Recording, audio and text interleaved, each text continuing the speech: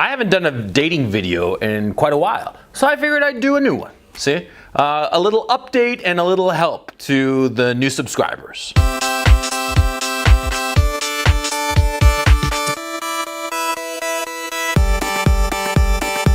So like the title says, there are 5 things that you want to look for on a first date. I mean, frankly, it could be any number of things, but these 5 things have stood me in good stead insofar as paying attention to that first solo interaction between you and the girl that you're interested in, okay? Because that's what a first date is. It's the first time that you have a solo interaction with her, and she and you both know that, this is sort of like the prelude, the tryout phase to see if there's the possibility of something romantic going on between the two of you, okay? So these are 5 things. There are many more, I suppose, but these are the ones that have helped me out over the years. The first one, of course, is her grooming, how she's dressed up, how she looks, the package, okay? Because like on a first date, you tell her, let's meet at such and such a place, either, casually or very formally or however you ask her, right? But, if she knows that you guys are going to be meeting up specifically for a first date, whatsoever that first date may be, she's going to fix herself up. So pay attention to how she grooms herself on that first meeting. Pay attention to how she's dressed up, her nails, her hair, her makeup, all of that, okay? The more effort she's put into it, the more interested she is in you. Okay, it's as simple as that. Okay, and notice a lot of times women put shitloads of effort for very subtle effects. It's actually kind of hard. So it's smart of you to pay attention to other women in other situations. I mean, not just young women, but any women, and professional women especially. Notice how they dress up. Okay, notice how they put on makeup when they're going for a big meeting. And that'll give you an idea, a sense of how much work and effort it takes to look good for a woman, okay? If she's looking really good and she's made the effort for you, you're aces, you're doing well, okay? Now, the second thing you gotta look for is her table manners, okay? Table manners, not necessarily maybe you didn't go to dinner with her, but her demeanor while she is with you, okay? Is she paying attention to her iPhone? Or is she paying attention to you? When she's eating with you, assuming you went to dinner someplace, right? Is she eating like a fucking pig? Okay? Because if she's eating like a pig, you want to leave right away, right? Well, unless you're into bestiality now, right?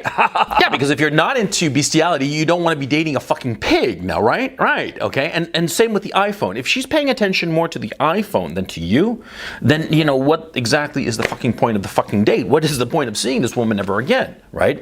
Now, the first time she's glued to her iPhone, you can tease her a little bit about it, right? I mean, if she's like, all of a sudden she picks up the iPhone and starts like swiping through it or whatever the fuck, or answering some text, you can say something like, oh man, I didn't realize I was so boring, And if she laughs and puts it away, and sort of like, feels shamefaced about it, well, she's just, smartphone addicted. That's excusable, okay? But it's something that she's going to have to work on in the future, but it's excusable.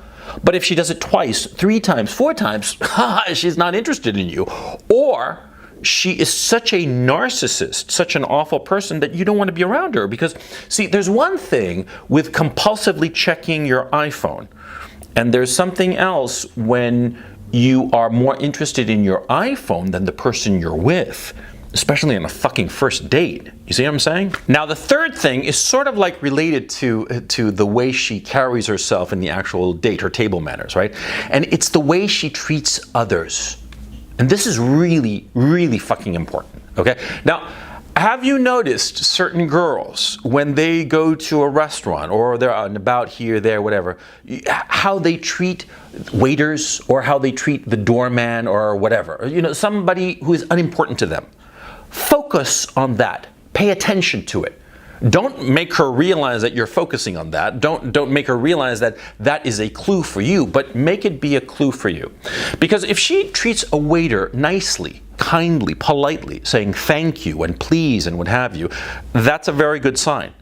Just as it's a very bad sign if she's dismissive or condescending or arrogant towards a person who is serving you. Because you see, the way somebody treats somebody unimportant to them is likely the way they actually are.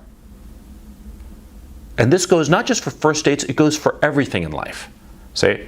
So always pay attention to how somebody treats the unimportant people in their lives. You know, there are some YouTubers who treat their fans like shit, right? Well, what does that tell you? It tells you that they're probably awful people. Yeah. Because, you know, see, a fan, one individual fan out of thousands, for instance, yeah, that's, you know, they are quote unquote unimportant. But that's precisely why it matters. Because, see, an unimportant person and how you treat them reveals more about you than just about anything else. All the words you say, all the bullshit that you spout, that you say that, oh, you're kind to other people and that, you know, everybody deserves respect and all the rest of it. Well, that's all so much nice sounding bullshit. It's when the rubber meets the road. A girl you're with treats the waiter like shit or condescends to him or is rude to him, blow her off. Because if she's rude to the waiter and you date her, eventually she's going to be rude to you. You see what I'm saying? Ditto with bad-mouthing people. You want to pay attention to that. You know, you're talking to some girl on the first date or whatever the fuck, right?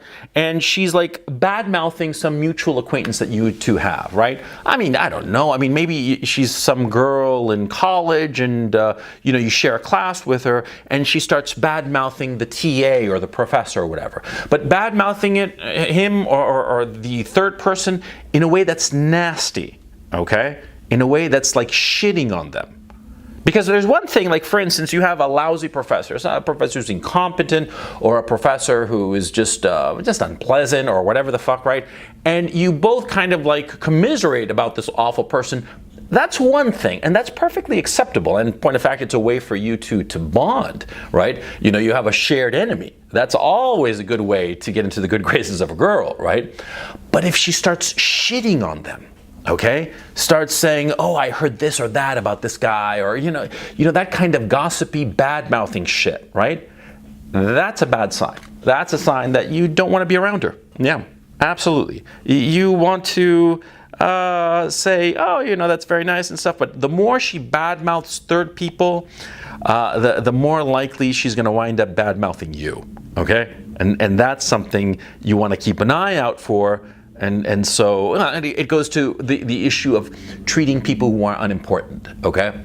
If she treats unimportant people rudely, arrogantly, she's eventually going to treat you that way. Ditto with bad-mouthing third parties who aren't around. Eventually, she'll do it to you. Now, the fourth thing, on my list at least, is if she pushes your hand away. Let me explain. You see, I have a lazy left eye, okay? And so when I speak to somebody and they're across from me, many times my eye starts to sort of like drift away because it gets bored, or I don't know, you know, my left eye has a mind of its own sometimes, right? And so that's why, you know, years ago when I was a teenager, when I was like 16 or 15 or something like that, whenever I'd go out on a date with a girl, I made sure that she was not across from me, but rather sitting right next to me, to my right. Yeah, because when she's sitting to my right, I have to turn to face her, right? And because I'm turning to face her, my right eye is focused on her, and my left eye cannot drift off and be lazy. My left eye has to focus on her as well, okay? And so that way, you know, I correct the problem of my lazy left eye, right? I don't show it to her. She doesn't notice it, because the thing is, see, when my lazy left eye starts to drift, it unnerves girls. It unnerves anybody, okay? Because it looks as if I'm paying attention to something else and not really paying attention to them. Sometimes people sort of like look over their shoulder wondering what the fuck I'm looking at, right? Because of my lazy left eye. It unnerves them, it bothers them, it undermines my social position. So that's why I compensated. I have them sitting on my right. But this created an opportunity for me, an opportunity for escalation. Yeah, because what happens is that, see, if the girl is sitting to my right, okay, my right hand is free, and her leg is going to be right next to my leg, right? And so what I do is quite natural. When I'm talking to her, you know, I will reach over and put my hand on her thigh, right above her knee, right? I talked about this in a previous video about dating. You can find it right here. You see, it's this old trick that I've developed, and it's just so fucking effective. See? Effective in terms of escalating my interaction with a girl. Effective in terms of making it clear that I'm interested in something physical with her, and raising the stakes in a way that's subtle and that works. This is what I do. I have her sitting to my right? She's sitting here. And her leg is right near here next to my leg. Her knee is, bumping next to my knee, right? Okay, so whenever I talk to her, I'm looking at her, and whenever I want to emphasize a point, I'll reach over and tap her thigh right above her knee. I start just a quick tap once, but like the way you would do it with a horse, okay? Firmly. I clap her knee firmly but not painfully, okay? It has to be that she feels my hand, and yet at the same time she is obviously not physically hurt by it. And also it has to be, the first one at least, has to be quick enough that it's almost like it didn't happen. It's sort of like touch and go, right? I clap her thigh right above her knee and then move the hand away. And I always keep my eye on her, and I'm telling her something. I'm talking about whatever the hell. And on the syllable, the emphasis syllable of whatever it is I'm saying, I say, like, for instance, I tell her, I went to the theater and guess what? And on the what, I clap her on the knee, firmly but not painfully, okay? And then remove the hand. And then I do that again. And I let my hand linger a little bit longer and then withdraw. And I keep on escalating until finally I just have my hand on her thigh and just leave it there, okay? Now, this is a great technique because it's a great way to escalate, physically escalate the interaction, because you're intellectually talking, but physically you're doing something else, and you're establishing sort of like ownership on the girl. And, if she's into it, she's gonna leave that hand there. Oh yeah. Now see, what happens is that a lot of times a girl, on the first time you leave it there, or if you overstay your welcome, she'll sort of like brush it aside, right? She'll use her left hand and she'll be like glancing at you and just pushing it aside, right? But if she's into you, after a while she'll just leave it there. She won't mind, of course, because she's into you, okay? Because the first couple of times it's just sort of like, okay, just this fly swatting kind of thing, and sort of like trying to establish that, she's a chaste and good girl. But after a while, she'll get used to it, just like a horse. And, she'll be okay with it, yeah. And if she's into it, she'll just, probably put her own hand on top of yours, yeah. That pretty much happens. But if she really pushes it away, then you know what's what. Yeah, because if she really pushes it away, it means that she's not interested in you. Not physically, at any rate. Oh, no. I mean, it could be that she's like a Mormon girl or a good Catholic girl, and she's like not into the physical thing, right? But more often than not, it's just that she's not physically into you. Okay? And that's a good sign. It means that, you don't have to waste your time anymore because she is not physically into you. And, it's not going to happen. See, because this thing with the hand that I do, that I developed over the decades, actually, it works like a charm. See, it quickly tells me if the girl is physically interested in me. And if she's not going to let my hand linger on her thigh. She's going to push it away. And she'll establish a little bit of physical distance, to tell you the truth, to make it clear that she's not interested. And if that's the case, well then, end the date, because you're done. If she's into having your hand on her thigh, potentially she's interested in sleeping with you. If she's not interested in having your hand on her thigh, she's never going to want to sleep with you. So there's no reason to prolong the date. End it right then and there. You're done, okay? And of course, the fifth thing is politics. The fifth sign. And it's very simple. If she's into feminism, hardcore, or SJWism, hardcore, end the date, because there's no future. Yeah, because we're getting to a point of political polarization in our society, right? In the culture, it's becoming, us versus them. And people who are SJW, people who are hardcore feminists, women who are hardcore SJWs or feminists, right? They only are going to go with members of their tribe, yeah?